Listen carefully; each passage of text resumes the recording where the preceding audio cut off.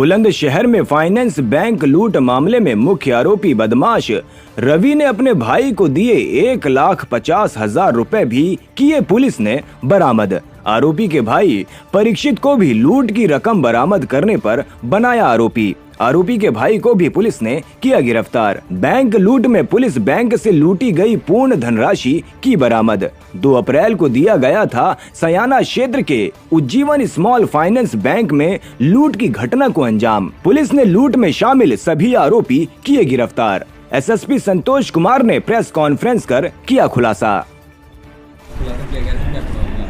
देखिए, बुलंदशहर की स्वाट टीम के द्वारा बहुत ही महत्वपूर्ण उपलब्धि प्राप्त की गई है और लगभग 30 घंटे के भीतर एक बड़ी घटना जो सयाना में उज्जीवन फाइनेंस बैंक जो प्राइवेट बैंक है उसमें कर्मचारियों को ओवरपावर करके लूट की गई थी।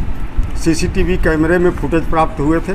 उसके आधार पर शुरुआती 1 घंटे के भीतर ही हमारी टीम ने एक अभियुक्त की शिनाख्त कर ली थी। उस अभियुक्त के बारे में टीम पहले से ही काम कर रही थी, मैक्सिमम जानकारी उनकी हमारे पास थी और लगातार प्रयास करते हुए बीती रात एक पुलिस मुठभेड़ में इन्हें गिरफ्तार किया गया है। क्रॉस फायरिंग में तीनों अपराधी घायल हुए हैं।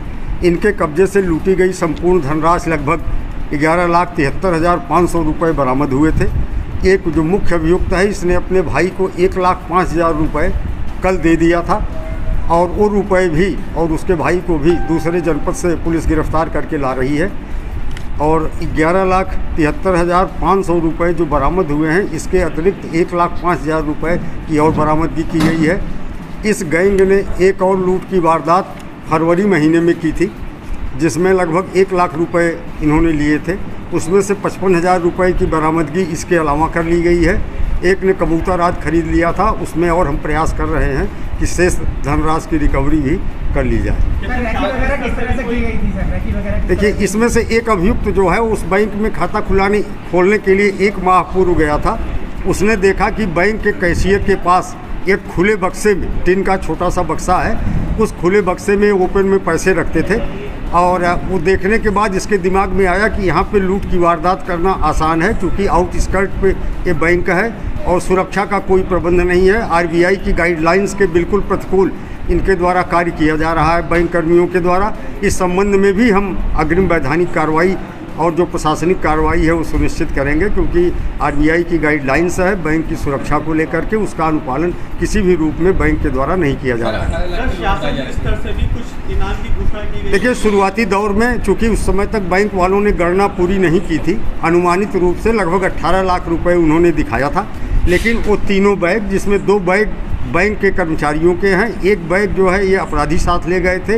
ये तीनों बैग आपके सामने हैं। ये तीनों ठसाठस भरे हुए कंडीशन में बरामद हुए हैं और इनकी बरामदगी के बाद लगभग कुल 13,23,500 रुपये ये पाया गया कि बैंक से गए थे।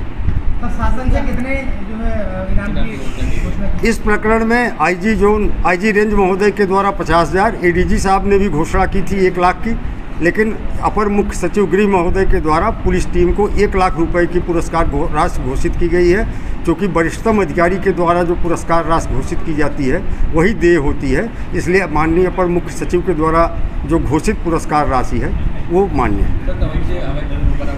इन अभियुक्तों के कब्जे से जो है वो 1 पिस्टल, 2 तमंचे, कारतूस भारी संख्या में बरामद हुए हैं और संपूर्ण रिकवरी कर ली गई। ये पढ़े लिखे अधिक नहीं है। इसका जो मुख्य अभियुक्त रवि है उसके विरुद्ध लूट के 4 मुकदमे हैं। पूछताछ के दौरान इसके द्वारा बताया गया कि 29 फरवरी को